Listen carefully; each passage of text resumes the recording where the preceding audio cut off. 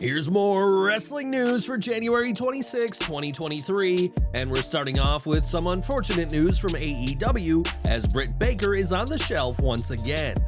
On this week's Dynamite, Baker was supposed to compete in a triple threat match against Toni Storm and Ruby Soho, but as fans saw, that match saw Soho defeat Storm in singles action.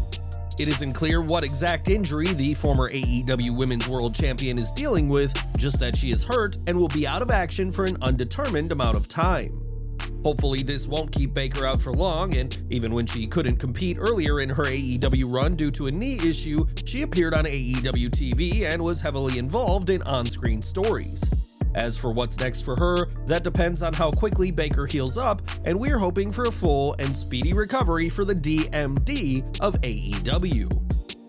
It was in 2015 that Becky Lynch was called up to WWE's main roster as part of the Women's Revolution, but it wouldn't be until 3 years later that the Irish superstar found her stride as the Man. After slapping Charlotte Flair at SummerSlam 2018, Lynch's new hard demeanor would make her one of the most popular women of all time, and culminated in her winning the main event of WrestleMania 35. While fans love Lynch as the Man, Ric Flair was far from happy, and in the past has spoken openly against WWE for using a term he believes rightly belongs to him. Speaking on his podcast, appropriately called To Be the Man this week, Flair spoke about his past issues with Lynch, which included the threat of a lawsuit, and said he spoke with Lynch at the Raw is 30 show. It started out with me and Hunter talking for about an hour, which is a private discussion, but resolving a lot of issues that have been lingering for a couple of years, and then I apologized to Becky Lynch. I walked up to her and said, "May I speak with you for a minute?" And I said, "I'm sorry that this got to where it is." I went over and shook Seth Rollins' hand and said, "I'm going to apologize to your wife. I've just decided that, it all comes with the documentary. Sometimes you get so wrapped up in things that you just forget, and you say it so many times for so many years. Actually, the whole The Man trademark was decided by someone besides she and I. It's not that as much as the money that was involved with it, which the company reaps the better part of it anyway." Then I saw them with their child and I thought, my God, this is going to be Ashley someday. It's not worth it. I'm not the Man anymore. The Man is who the people think it is, and basically, we've turned it over to social media to decide who the Man is. Speaking about Raw's 30th anniversary event, Flair called the show phenomenal and said that he's learned more about himself and that he feels like he was respected and wanted once more. Flair concluded that he left Raw is 30 as a better man with a better understanding of himself, and while Lynch may be the Man now, Ric Flair will always be one of the all-time greats in this industry. It was on the final SmackDown of 2022 that Charlotte Flair made her return to WWE TV, capturing the SmackDown Women's title in her first match since WrestleMania Backlash in May. Recently, Flair retained the title against Raquel Rodriguez, but had a slight botch after the match when she snatched the title from the referee in a manner most unbecoming of a babyface. Speaking with the New York Post, Flair acknowledged the error of judgment and said she immediately recognized her mistake. I just get in a mode and I was like, wait, why did I do that? I almost hugged her too. What made it worse was that a woman who I was being disrespectful to. Immediately after the botch, Flair tried to save face and thanked referee Jessica Carr, but her error was one countless fans noticed. Now Flair is engaged in a feud with Sonya Deville, who, after losing to the Queen, is eager for another shot at the SmackDown Women's title, and if that rematch happens, hopefully Flair will remember to be more respectful to the referee. Brock Lesnar is one of WWE's most decorated stars, holding 10 world titles in his career, but one win in particular remains a sore spot with fans. On the debut SmackDown on Fox back in October 2019, Lesnar challenged then WWE Champion Kofi Kingston, and in a move that still has fans questioning, Lesnar squashed the popular star in 7 seconds to win the title. Not only did Kofi lose, but it was made clear after the match that his time in the title picture was over, as post-match, Cain Velasquez emerged, setting up his feud with the Beast. Even years later, fans still call it a horrible booking decision that humiliated Kingston, and while speaking on the Public Enemies podcast, former WWE writer Chris Dunn spoke about the plan WWE had in mind. "I think the feeling was that Brock wasn't going back to Kofi. He was going to face Kane, and they wanted to build the Kane match, and they felt like that dominant of a performance was the way to do that. I think it sucked."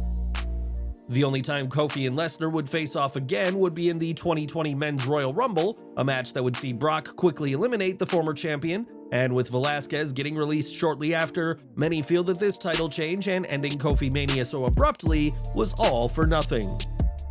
Since coming to WWE, Logan Paul has competed in 3 matches and has wowed fans and those in the industry with his performances in the ring.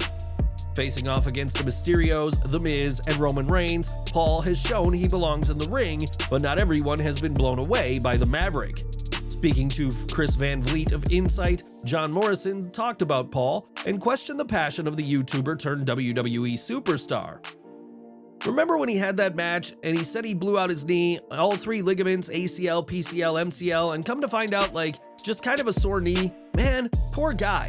A lot of people are acting like he's God's gift. And if he wanted to I've had close to 4,000 matches and I've torn both knees for real, no MCL, partially torn scope, partial ACL. If he wants to stay in the business and do it for real, why doesn't he talk about wrestling then? To be fair, Paul does talk about wrestling on his podcast, and has even spoken about wanting a match with John Cena at WrestleMania 39. While it was once reported that this match is the plan, recent reports have suggested that it'll be Austin Theory who challenges Big Match John, and we'll have to wait to see what Paul does next. Do you agree with Morrison, or do you feel Paul has proven his dedication to wrestling with his performances so far? Let us know in the comments. More from AEW, as the company has quite the stacked roster at this time, one that is too big in the eyes of many, as several wrestlers often go weeks or months without a match on TV. One name who isn't being used is Nick Wayne, but that's because he's under the age of 18, and now the young prospect has spoken more about his deal with AEW. Speaking on Talk is Jericho, Wayne confirmed that he won't be earning a salary from the promotion until he turns 18, which will come in July. Wayne said that instead of wrestling, he's spending his time with AEW learning about how a televised wrestling promotion works and how AEW does things, which will no doubt be useful knowledge for his future in the company. Wayne also spoke about his inevitable AEW in-ring debut, saying he doesn't have a specific plan yet, but that he just wants to wrestle and become the best version of himself that he can be when he comes of age. At 17, Wayne is the youngest member of the AEW roster and could feud with TNT champion Darby Allin, who extended the offer to Wayne at a Defy Wrestling event. But until he turns 18, Wayne won't be doing anything in the ring for AEW or getting a paycheck either. In 1996, Ahmed Johnson was in a feud with the bizarre one Goldust, who used mind games to get into the head of the former football player. After Johnson was knocked out in a segment, Goldust performed mouth-to-mouth resuscitation, an act that infuriated Johnson, but his performance wasn't just for show. Speaking on the Snake Pit, Jake Roberts revealed that Johnson was legitimately irate about the kiss and speculated that Vince McMahon planned the kiss to get Ahmed to lose his cool and quit. Roberts explained that while Vince had big plans for Johnson, the first African-American man to hold the Intercontinental Championship, he proved to be a liability in the ring, and according to Jake, was hurting guys every single night. If the kiss was McMahon's plot to get Johnson to quit, it didn't work, as he'd stay with the WWF until early 1998, but this was hardly a fun time for Johnson or the wrestlers he stepped into the ring with. Since betraying his father at Clash at the Castle, Dominik Mysterio has been part of the Judgment Day and has been especially close to Rhea Ripley. Referring to the Australian as his mommy, Ripley and Mysterio have great on-screen chemistry, despite both being in committed real-life relationships with other people. During a recent interview with the Hindustan Times, Rhea Ripley commented on her on-screen relationship with Dominik and how it came about. "My chemistry with Dom, it just sort of clicks. We didn't really talk to each other too much before I showed him the light, and I showed him his potential without his father.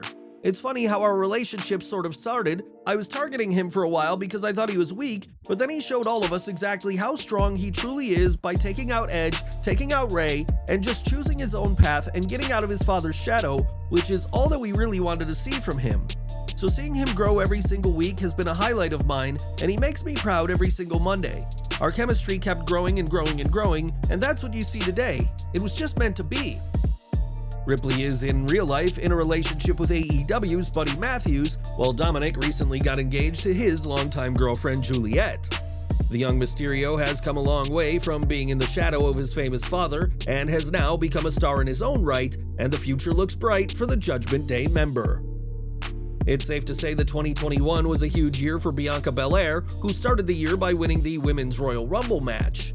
Entering at number 3, the EST holds the record for the earliest entrant to win the match, but that victory almost didn't happen. Speaking on the Public Enemies podcast, former WWE writer Chris Dunn spoke about Belair's win and revealed that originally the plan was for Charlotte Flair to win. He said, "I was in a Tampa hotel room and we were watching some sort of football game, and an assistant had just left the Royal Rumble night before meeting, and they changed the finish, and Charlotte Flair was going to go over, and they rehearsed Charlotte going over, and Bianca Belair was going to get eliminated like midway through the match, and it got changed to Bianca going over, and I think a lot of people voiced it, but this guy, Ryan Ward, he's been there for like 14 years, he was John Cena's writer, and probably, for my money, I think, has had the biggest hand in the women's revolution.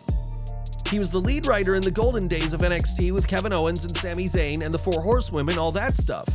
From my understanding, what I heard, he kind of said something to Vince McMahon to the effect of, Vince, if you look at the Royal Rumble tomorrow, you have Edge winning and Charlotte winning. We're not making any new stars. And I think that really resonated, and Bianca was on such a roll where it kind of made sense, and she also had to, again, right after that match, really nail that post-match promo, and she did it, and she was just awesome and great. Had she won, Charlotte would have become the first two-time Women's Rumble winner and the first woman to win back-to-back Rumbles, yet more accolades for the Queen to add to her collection.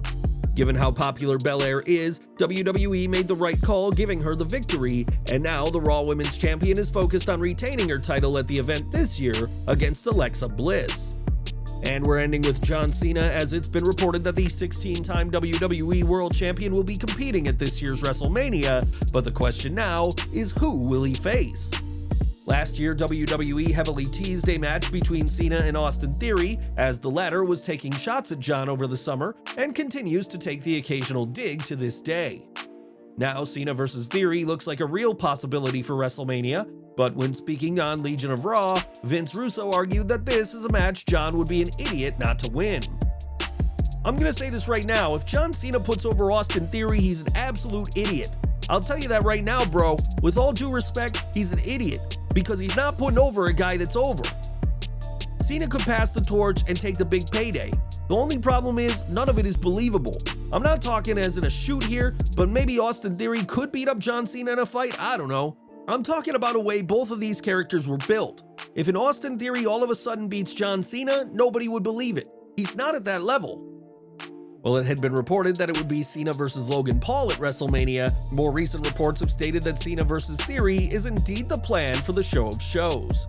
Given how Cena loves to give back to wrestling, it's entirely possible that John will insist that Theory goes over at WrestleMania, but that is entirely the wrong call, at least according to Vince Russo.